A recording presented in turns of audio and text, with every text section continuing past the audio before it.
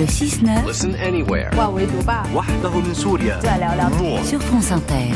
Bonjour Anthony. Bonjour Jérôme, bonjour à tous. Le Niger s'enfonce un peu plus dans la crise après le coup d'État qu'a renversé la semaine dernière le président Bazoum. Avec cette manifestation dimanche qui s'est achevée devant l'ambassade de France, elle a mis en évidence des sentiments anti-français d'une partie de la population. Alors soulignons tout de même qu'elle a été autorisée par les putschistes, cette manifestation, et retransmise en direct à la télévision nigérienne comme une sorte de démonstration par l'absurde à l'attention de Paris. Il n'a d'ailleurs pas fallu attendre longtemps avant que l'Élysée réagisse avec une fermeté très inhabituelle. Emmanuel Macron se dit prêt à répondre de manière immédiate et intraitable à quiconque s'attaquerait aux ressortissants, à l'armée, aux diplomates et aux emprises françaises. Mais le plus spectaculaire dans cette séquence est l'ultimatum de la CEDEAO, vous savez, la communauté économique des États d'Afrique de l'Ouest, à laquelle appartient le Niger. L'organisation donne une semaine aux putschistes pour rétablir l'ordre constitutionnel. Et pour appuyer leurs exigences, les dirigeants africains réunis dimanche pour un sommet extraordinaire à Abuja, au Nigeria, affirment ne pas exclure le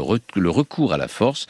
Ils ont en plus réclamé la libération immédiate du président Bazoum. Alors, comment peut-on expliquer cette fermeté ? Alors, pour comprendre une situation, il suffit parfois d'ouvrir une carte. Le Niger n'est ni plus peuplé, ni plus riche que ses voisins maliens et burkinabés, qui ont aussi connu des coups d'État. En revanche, il est le seul à avoir une frontière de 1500 km avec le Nigeria. Le Nigeria, c'est le géant régional. Plus de 200 millions d'habitants, un PIB 30 fois supérieur à son voisin nigérien, et surtout une aspiration à exercer une réelle influence en Afrique de l'Ouest. Or, il se trouve que le Nigeria est une démocratie imparfaite, complexe, je vous l'accorde, mais une démocratie qui vient en plus de se donner d'un nouveau président, M. Bola Tinubu, un président qui ne veut pas commencer son mandat par une humiliation et veut stopper l'épidémie régionale de coups de force.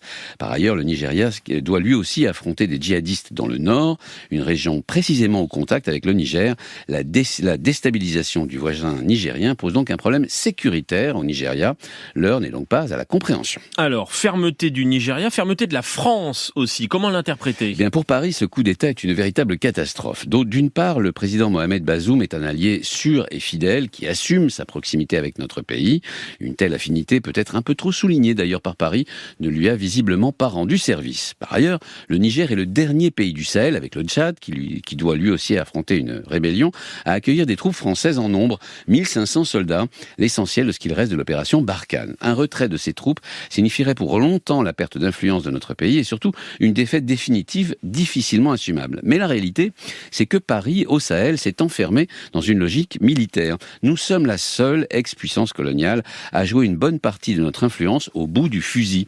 Pour la jeunesse africaine, 60 ans après les indépendances, c'est insupportable. Quant à la Russie, eh bien, elle reste tout simplement en embuscade. Humilier Paris est devenu une sorte de sport national pour le Kremlin, qui n'organise pas les coups d'État dans la région, mais agite le sentiment tri-français et ramasse la mise sans coup férir. C'est ce scénario-là que le Nigeria, comme la France, veulent éviter au Niger. Merci à vous Anthony Bélanger. On reparle de cette crise au Niger dans une minute dans le grand entretien.